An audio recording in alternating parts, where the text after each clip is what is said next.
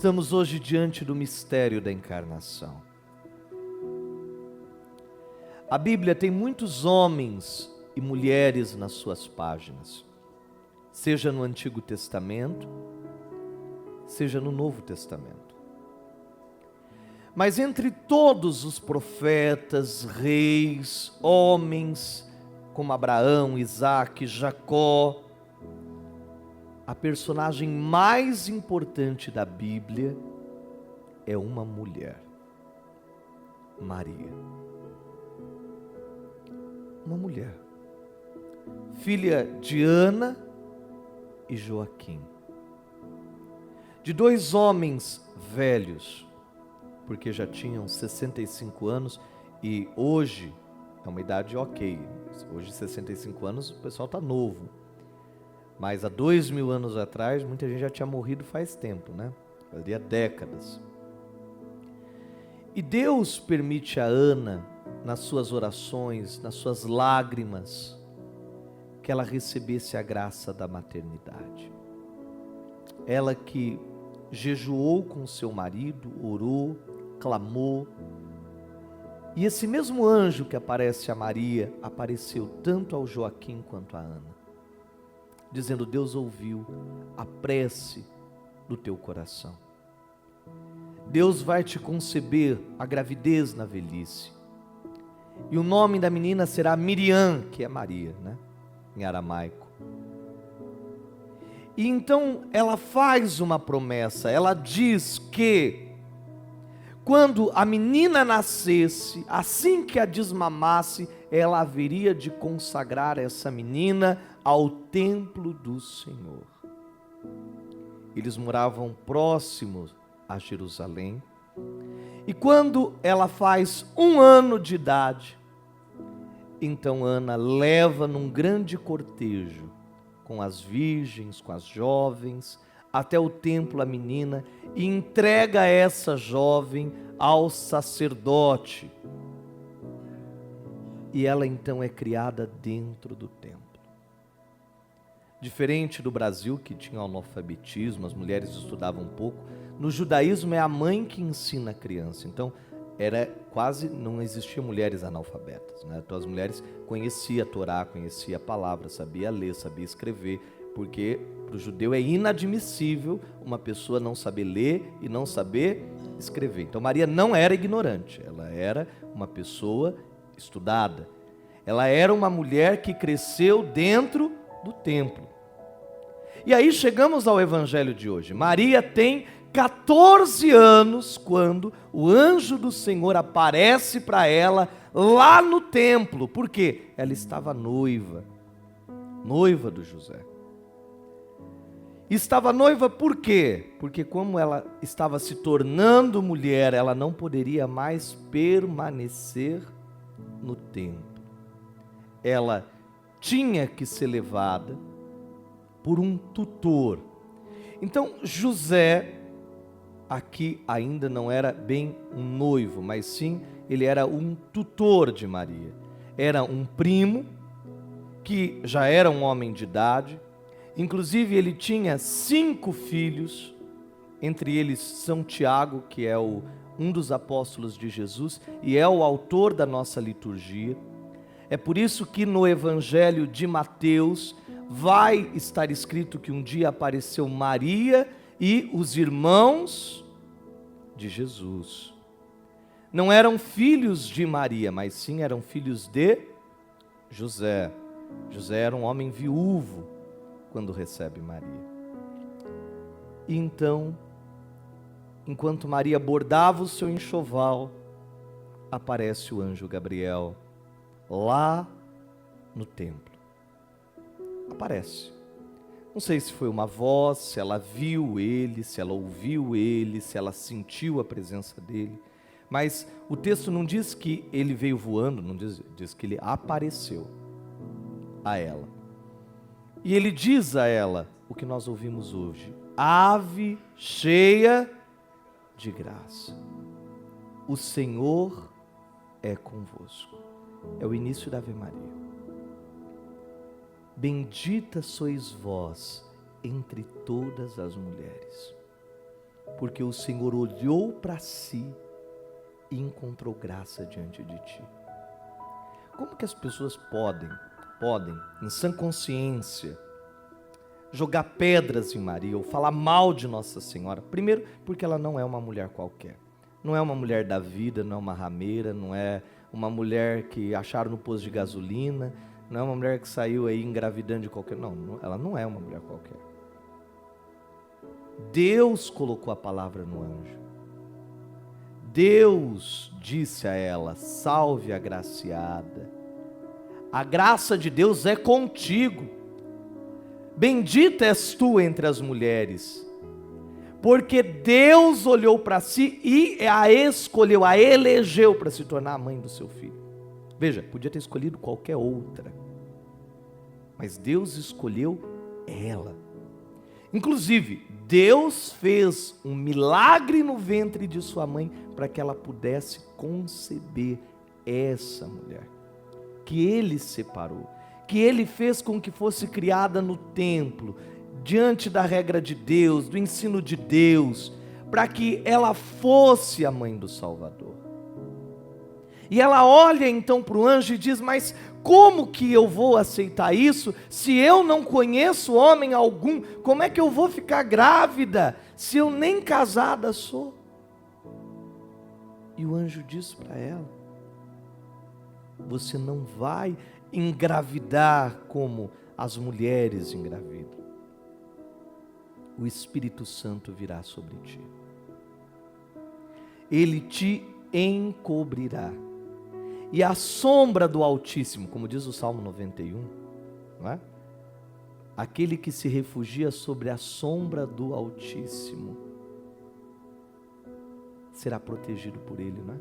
A sombra do Altíssimo te encobrirá, porque o que nascer de ti não será pela mão humana, mas será pelo poder de quem?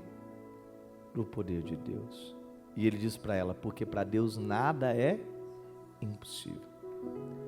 Mas essa é a parte mais bonita do texto, porque o evangelista está dizendo, o evangelista Lucas, que inclusive não era discípulo de Jesus, mas foi discípulo de Maria, ele morou com Maria, ouviu de Maria esse texto. Ele diz o quê? Que Deus, em sua encarnação, Ele veio até o ventre de Maria e o Espírito fecundou o óvulo de Maria. Então Jesus não é um extraterrestre, não é que Ele já veio pronto e foi colocado no mundo, desceu dos céus já pronto, não. Ele cresceu como todo ser humano. E por quê? Porque Ele tinha que ser verdadeiro homem, assim como Jesus é verdadeiro Deus. E Ele que sempre esteve com Deus, e aí diz o Evangelho de João, o Verbo estava com Deus, era Deus, desde o princípio, por Ele tudo foi criado. O Verbo Santo do Senhor, Ele veio pelo Espírito Santo, fecundou o ventre de Maria e Ele foi gestacionado, quer dizer, Ele multiplicou as células como todo ser humano, Ele foi tecido, formado, Ele recebeu seus órgãos, coração, cérebro, tudo se formou no ventre de Maria. Por quê? A mulher tem o milagre de dar a vida, nós homens não temos. Essa é a dignidade das mulheres. Por isso que a igreja, ela usa o véu em 2 lugares, no altar, para cobrir o pão e o vinho, porque aqui representa o útero de Maria, ele está se formando, para que nós possamos apresentar o corpo e o sangue de Cristo, e ele é usado na cabeça das mulheres, não é uma submissão, significa que Deus deu uma bênção especial às mulheres, que os homens não tiveram. A salvação entrou no mundo pelo ventre das mulheres. Jesus é verdadeiro Deus? É, mas também é verdadeiro homem. porque aqueles ossos, o sangue, o osso, as células que ele tinha, não existia. Deus não é matéria, não é corpo. Deus se tornou corpo, porque toda a genética, todas as características humanas de Jesus vieram de quem? De Maria. O espírito era divino, mas o corpo também era humano. Então nós dizemos que Jesus é verdadeiro Deus e verdadeiro homem. Não era um boneco. Ele foi gerado de verdade. Ele nasceu de verdade. E Maria, ela fez o seu papel como mãe, abdicando da sua vida pela vida do seu filho. Veja que essa mulher, ela deixou de ter outros filhos, deixou de ter um casamento, ela deixou de cuidar da vida dela, ela deixou os seus sonhos e vivia em função dele. Ela vai para o Egito porque ela tem que fugir, ela tem que abandonar a vida dela. Ela volta para Jerusalém quando Jesus tem 12 anos, abdicando da vida dela. Jesus começa o ministério dele, ela deixa até a casa dela, ela vai morar nos guetos, vai morar debaixo de barraca. Jesus vai crucificado, ela vai até a beira da cruz e fica o tempo inteiro ali, quando nem os discípulos, nem os homens, ninguém ficou, ela ficou. Ela e o João, porque não tinha direito de escolha, era moleque e ela arrastou junto, os dois. Ela pega o filho morto no braço, é ela quem sepulta Jesus lá naquela gruta. E ela é a primeira no dia da ressurreição. Aí vê o seu filho. É ela que no dia de Pentecostes reúne os discípulos.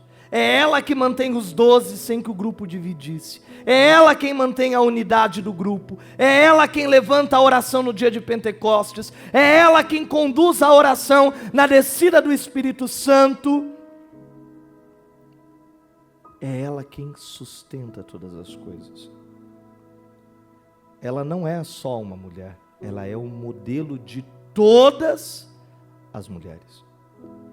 Porque você, mulher, precisa ser uma mulher sábia. Você precisa aprender a ser diferente. Você não pode ser como os outros. Eu digo mais, as mulheres não têm que querer ser igual aos homens. Vocês não são os homens, vocês são mulheres. Vocês são diferentes. E vocês não são frágeis, pelo contrário, vocês são delicadas, que é muito diferente. As mulheres não são frágeis, elas geram filho. A mulher aguenta dor, o homem não aguenta febre. A gente tem febre, eu vou morrer. A mulher está com febre, está cozinhando, está lavando, está passando. A mulher é muito mais forte que o homem. A mulher é muito mais sagrada do que o homem. A dignidade da mulher é muito maior do que a do homem. A sensibilidade espiritual da mulher é muito maior do que a do homem. O que hoje falta é as mulheres encontrar o seu lugar no mundo. Elas estão perdidas aí, né? Entre liberar geral, perder o respeito como se isso fosse um empoderamento, né? Fala-se do empoderamento da mulher, mas o que é o empoderamento da mulher? Ela sair deitando com qualquer um. Isso é direito? Pelo contrário, isso é a destruição dela, né? Hoje, há muitos anos atrás, um homem, imagina se ele engravidasse uma mulher, ele tinha que manter a palavra dele a qualquer custo. Hoje um homem chuta uma mulher, abandona uma mulher, abandona os filhos. E dizem, as mulheres ganham valores. As mulheres estão recebendo hoje mais dignidade. Será? Pelo contrário. Hoje a mulher tem que trabalhar fora, tem que cuidar da casa, o marido não tem obrigação com nada, ninguém tem obrigação de nada, e a mulher tem obrigação com tudo, e no fundo, e no final das contas cai tudo nas costas dela. Quando dá tudo errado, é a mulher que tem que se virar, tem que se pipocar, tem que criar a família, tem que dar um jeito de sustentar tudo. Porque a imagem da mulher tem sido destruída. Ano após ano, tempo após tempo. A responsabilidade tem sido abandonada. Como se fosse um direito, né? que só beneficia os homens, né? Nunca as mulheres. Mas Maria é o modelo da mulher, que ora, que é decidida, que sabe o que quer, que não é frágil, que consegue segurar as barras, que nas horas boas e ruins é a mesma. E nós temos que aprender a ser assim, porque senão nas horas boas a gente é feliz. Quando vem as crises, aí Deus não serve, Deus não presta, eu não creio mais em Deus, Deus para mim não é importante. Mas peraí, por que não é importante? Porque eu estou doente. É a vida, né? Então Deus só me serve se Ele fizer o que eu quero. Se Ele não fizer o que eu quero, aí eu não quero Deus. Não. Esse Deus eu não quero servir. Então ficava ruim, hein? Porque a Maria teve que ter Jesus numa gruta, porque não tinha lugar nem para ela deitar. Não tinha nem lugar na hospedaria. Pensou se Maria foi chutar o balde, porque não tinha um hotel para ela ficar, ela ia chutar o balde porque teve que fugir para o Egito, ela ia chutar o balde porque ela não tinha onde morar, depois ela ia chutar o balde porque eles viviam no perrengue, depois ela ia chutar o balde porque ela foi morar de favor, porque ela não tinha outros filhos. Ela chutou o balde, porque ela descobriu o que realmente é importante. Não é o que nós temos, mas o que realmente é importante é o que nós somos. E é aí que esse mundo está se perdendo. As pessoas trabalham cada vez mais para ter coisas e não para viver, não para ser. Os pais têm que trabalhar cada vez mais e eles deixam de ser pais dos seus filhos, de aproveitar os filhos, de ter momentos com os filhos. Veja que cada vez mais tem coisas para comprar. Há 20 anos atrás, você só precisava de um telefone, você tinha uma televisão, uma na casa inteira, e a luz era pouquinho, a água era pouquinho, sobrava muito e tinha pouco para gastar. Hoje, tem muito para gastar e pouco para ganhar, não é? Mas se a gente entrar nesse ritmo, nós nunca vamos ser nada. O próprio nascimento de Jesus é essa prova. Não precisou de nada, era só uma gruta. Mas todo mundo foi ver. Não era um palácio, mas todo mundo foi ver. Porque não foi aonde eles estavam, foi pelo que eles eram. A gente não tem que agradar os outros. Nós temos que agradar a Deus. A nossa luz vai atrair os outros. E hoje, nesse Natal, coloca a mão no seu coração, fecha os seus olhos e entrega para Jesus a sua preocupação, entrega para Jesus o seu medo, entrega hoje diante de Jesus os seus dissabores, entrega hoje diante de Jesus as suas tristezas, coloca diante de Jesus hoje aquilo que você está vivendo, os sentimentos que você carrega. Pede hoje a Deus, clame ao nosso Deus hoje que faça a sua obra. Pede a Deus agora que faça descer sobre cada um de nós o Espírito Santo. Pede a Deus hoje que pela sua graça e o seu poder Ele faça com que o milagre, a bênção, que este ano novo que vai entrar, venha a ser um ano de graças, um ano de libertações, de vitórias, que seja um ano de bênçãos. Pede a Deus que esse ano que vai entrar, venha a ser o ano da promessa, que esse ano que vai entrar, venha a ser o ano da vida nova, do alento, da transformação, que esse ano que vai entrar seja o ano das maravilhas. Pede agora a Deus, clame agora a Deus, e pede hoje, que essa bênção, que essa luz, que essa virtude, alcance o nosso coração.